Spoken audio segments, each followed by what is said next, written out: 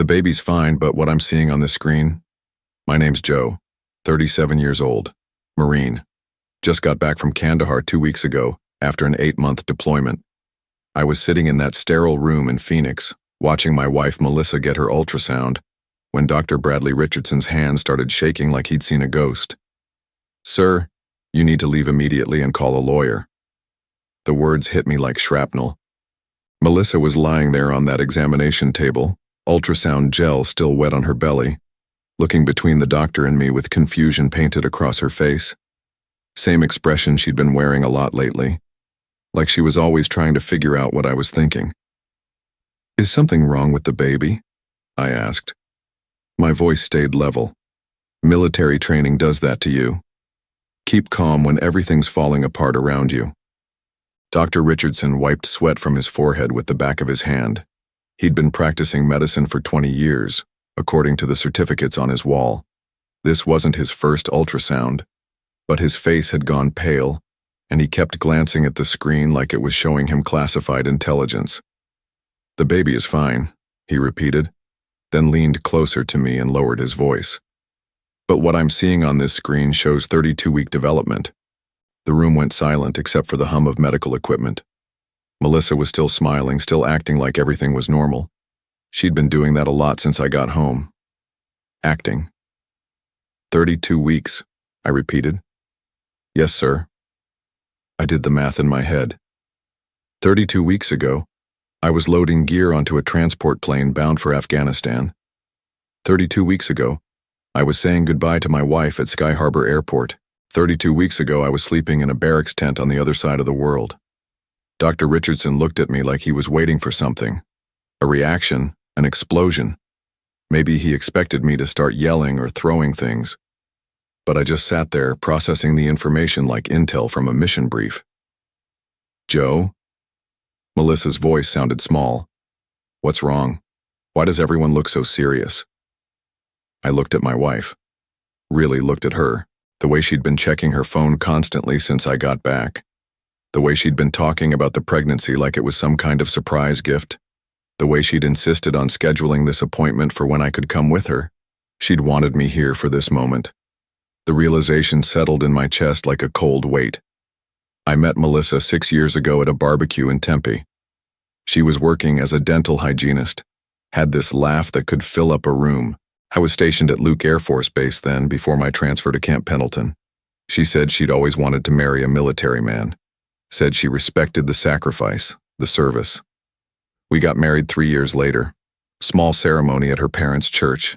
Nothing fancy. I deployed twice during our marriage, both short tours. She handled it well, or so I thought. Sent care packages, wrote letters, kept the house running. The kind of wife other Marines envied. When this deployment to Kandahar came up 8 months ago, she cried at the airport. Real tears, not the fake ones I'd learned to recognize from other women over the years. She hugged me tight and promised to be waiting when I got back. "I'll keep myself busy," she said. "Maybe take some classes, fix up the garden." I remember thinking how lucky I was. The first month overseas, we talked every few days over video calls. She looked tired, stressed about being alone. Normal stuff. The second month, the calls got shorter. She was taking evening classes at the community college, she said. Pottery, of all things. Said it relaxed her. By month 3, I was mostly getting text messages. Short ones. "Busy day at work. Miss you. Everything's fine here." I figured she was adjusting. Military wives learn to build their own lives. It's survival. When I came home 2 weeks ago, she seemed different. Nervous. She'd gained weight, which she blamed on stress eating, started wearing looser clothes, said she hadn't been feeling well, thought maybe she had a stomach bug. Then last week, she told me she was pregnant. "I found out a few days after you left," she said, crying happy tears. "I wanted to surprise you when you got home. I'm about 10 weeks along." 10 weeks. I'd been home for a week and a half at that point. She'd already scheduled the ultrasound appointment, said she wanted me there for our first look at the baby. Our baby. I'd felt proud, excited, like maybe this deployment had been worth something after all, coming home to this news.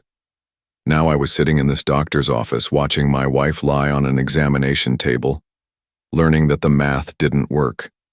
The timeline was all wrong. Everything was wrong. Dr. Richardson was still standing there, waiting for me to react. Melissa was still asking what was going on, her voice getting higher with each question. I could feel something breaking apart inside my chest, but my face stayed calm. Training. Always comes back to training. 32 weeks, I said again, more to myself than anyone else. Dr. Richardson nodded. His hands had stopped shaking, but he kept glancing toward the door like he wanted to escape. Sir, I have to ask, were you present for conception? Melissa's face went white. Not confused white. Caught white. Joe, I don't understand what's happening, she said. But her voice had changed. Less confusion. More panic. What does 32 weeks mean? I stood up from the chair slowly. Military bearing. Back straight. Shoulders square. It means I was in Afghanistan when this baby was conceived. The silence in that room was complete. Even the medical equipment seemed to quiet down. That's not possible, Melissa whispered, but she wasn't looking at me anymore. She was staring at the ceiling tiles and her hands were shaking now. I told you I'm 10 weeks pregnant. The baby, I got pregnant right before you left. Dr. Richardson cleared his throat. Ma'am, the fetal measurements are very clear. This is a 32-week pregnancy. The conception date would have been approximately 8 months ago. I watched my wife's face as the reality hit her. The careful story she'd built was falling apart in real time. She'd made a mistake somewhere. Maybe she'd lost track of the timeline. Maybe she'd been so focused on selling the lie that she'd forgotten to check the math. There has to be an error, she said, sitting up on the examination table. The paper crinkled underneath her. The ultrasound machine or something. But I was already thinking about other things. The neighbor, Trevor Williams, who'd been helping with yard work while I was gone. Melissa had mentioned him in a few phone calls. Said he'd fixed the fence, helped move some furniture. Good neighbor, she'd called him. I was thinking about the phone calls that got shorter and shorter. The evening pottery classes that seemed to run pretty late. The way she'd been so insistent about scheduling this ultrasound appointment. She'd wanted me here. She'd wanted me to see this ultrasound, to believe I was the father, to commit to raising another man's child. The cold weight in my chest was spreading. Not anger yet, just clarity. The kind of clarity you get when you're looking through a rifle scope and everything suddenly comes into focus. Dr. Richardson, I said, I need copies of everything, the measurements, the images, the report. Joe, what are you doing? Melissa's voice was rising. You're scaring me. I looked at my wife. 6 years of marriage. 3 years of believing I knew who she was. 8 months of sleeping alone in Afghanistan while she was sleeping with someone else. I'm getting the facts, I said, just like any good mission requires. I could see in her eyes that she knew it was over. The drive home was quiet. Melissa kept talking, filling the silence with explanations that made less sense with every word. Maybe they mixed up my file with someone else's, she said, her hands twisting in her lap. Medical mistakes happen all the time. Remember when they sent you that other guy's blood test results? I kept my eyes on the road. Phoenix traffic was heavy for a Tuesday afternoon. Normal people living normal lives, going about their business while my world was collapsing in the passenger seat. Or maybe the ultrasound machine was calibrated wrong, she continued. Those things are just computers, right? Computers make errors. We pulled into our driveway. The house looked the same as when we'd left an hour ago. Same desert landscaping, same red tile roof, same basketball hoop I'd installed 3 summers back. But everything felt different now. I parked the truck and sat there for a moment, engine ticking as it cooled down. Joe, please say something, Melissa said. You're making me nervous. I looked at her. Really looked at her. The weight gain made sense now. The loose clothes. The way she'd been avoiding certain positions when we'd been intimate since I got home. When are you due? I asked. What? If you're 32 weeks pregnant, when is the baby due? Her mouth opened and closed. She was calculating, trying to figure out what answer would work best. The doctor didn't say exactly. She finally managed. 8 weeks, I said. 32 plus 8 is 40. You're due in 8 weeks. We got out of the truck. I opened the front door and the house smelled like the vanilla candles Melissa always lit. Smelled like home. But it wasn't home anymore.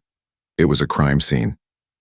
In the kitchen, I poured myself a glass of water and looked out the back window. Trevor Williams was in his yard next door working on his motorcycle. Mid-40s, divorced about 2 years ago, worked construction, had helped Melissa move the patio furniture while I was deployed. "You want me to make some lunch?" Melissa asked. She was trying to act normal, but her voice was pitched too high. "How long have you been sleeping with Trevor?" I asked. The glass she'd been reaching for slipped from her hand and shattered on the kitchen tiles. "What did you just say?" I turned around to face her. "You heard me." "Joe, that's insane. Trevor is our neighbor. He helped me with some things around the house while you were gone, but that's it. I can't believe you'd accuse me of something like that." But she was backing away from me as she spoke. Not the body language of an innocent woman. The body language of someone who'd been caught. "The baby is yours," she said, her voice getting stronger. "I don't know what that doctor thinks he saw, but the baby is yours. We'll get a second opinion. We'll go to a different doctor." I knelt down and started picking up the broken glass. The pieces were sharp, clear, like the truth. "Melissa," I said, not looking up from the floor, "I've been trained to gather intelligence, to read situations, to recognize deception. This isn't Afghanistan," she snapped. "This is our marriage. This is our life." I stood up and dumped the glass pieces in the trash. "You're right. In Afghanistan, when someone lies to you, they're usually trying to kill you. Here, they're just trying to destroy your life." She was crying now. Not the pretty tears from the airport 8 months ago. Ugly tears. Desperate tears. "I love you," she said. "Whatever you think happened, I love you." I walked past her toward our bedroom. "I'm going to pack some things."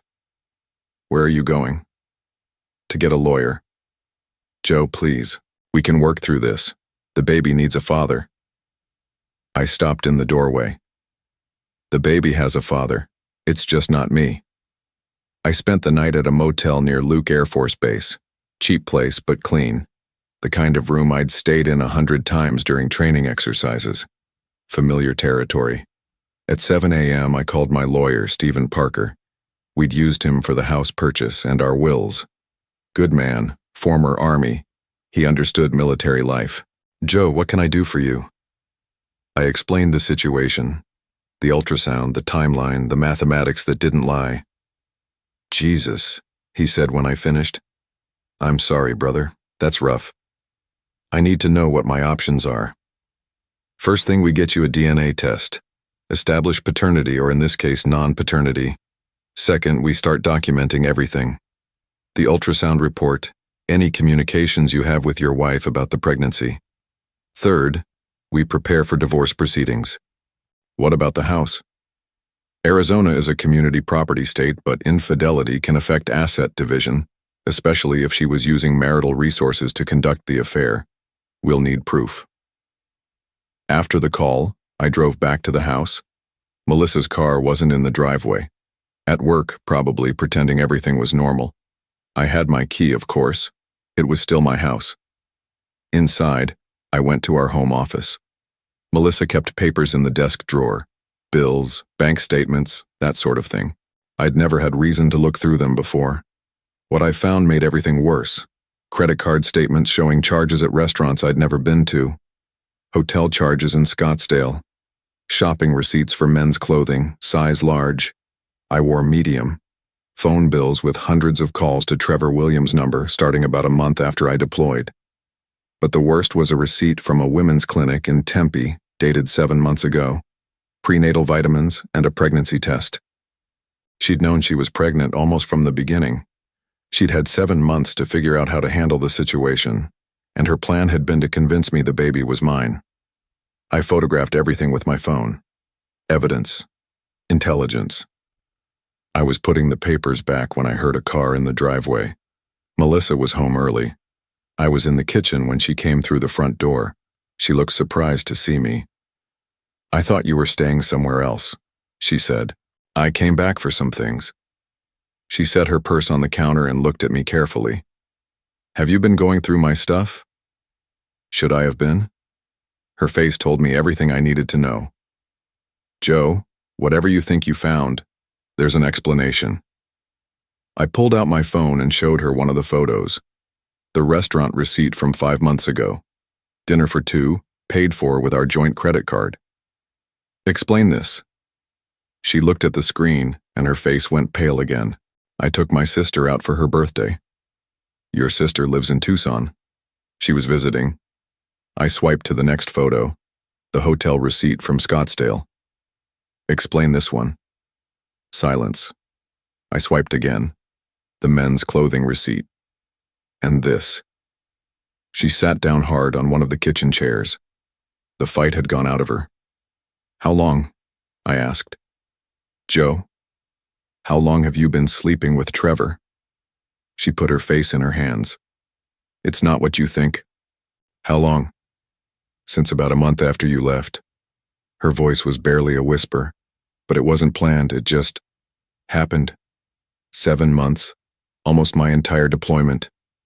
"The baby?" "I don't know. It could be yours. The timing." "Melissa." I kept my voice level. "You know it's not mine." She looked up at me, mascara running down her cheeks. "What are you going to do?" I was already walking toward the door. Stephen Parker's office was in Scottsdale, 20 minutes from the house. Modern building, glass and steel. The kind of place that handled serious business. "I have the evidence," I said, sliding the printed photos across his desk. He went through them methodically. Former military men understand documentation. "This is comprehensive," he said. "Credit cards, phone records, medical receipts. How are you holding up?" "I'm functional." He nodded. He understood what that meant. Functional was sometimes the best you could hope for. "Here's what we're going to do," he said. "First, we file for divorce on grounds of adultery. Arizona allows fault-based divorce and you have clear evidence. Second, we get a court-ordered DNA test to establish non-paternity. Third, we petition for return of any marital funds used to support the affair." "What about the house?" "With this level of evidence, we can argue for a disproportionate share. She used marital assets to conduct an affair. That matters to judges. How long will this take?" "Depends on whether she contests it. If she's smart, she'll settle. If she fights, it could take months." I left his office with a folder full of paperwork and a court date 3 weeks away. The divorce petition would be served to Melissa at her work the next day. Professional, clean, no drama. That evening, I went back to the house. Melissa was in the kitchen, cooking dinner for 2. She looked up when I walked in, hope in her eyes. "I made your favorite," she said. "Chicken and rice." "I filed for divorce today." The wooden spoon she was holding clattered to the floor. "Joe, please, can't we talk about this?" "There's nothing to talk about. The baby isn't mine. We'll have a DNA test to confirm it, but we both know the truth." She turned off the stove and faced me. "What do you want? You want me to beg?" "Fine, I'll beg. I made a mistake. I was lonely and scared, and Trevor was there, and I made a terrible mistake." 7 months isn't a mistake. 7 months is a choice. "I love you." "No, you don't. If you loved me, you wouldn't have spent 7 months sleeping with our neighbor while I was getting shot at in Afghanistan." She was crying again, but I felt nothing. The emotional part of the situation had burned out somewhere between the ultrasound and the credit card statements. "I was going to tell you," she said. "When?" "After the baby was born. I was going to tell you everything. You were going to let me raise another man's child for 18 years and tell me afterward?" She didn't answer, which was an answer. "I'm staying at a motel until this is settled," I said. "The papers will be served tomorrow. You'll want to get your own lawyer." "Joe, wait." I stopped at the kitchen doorway. What about us? What about our marriage? I looked back at her. 6 years of marriage.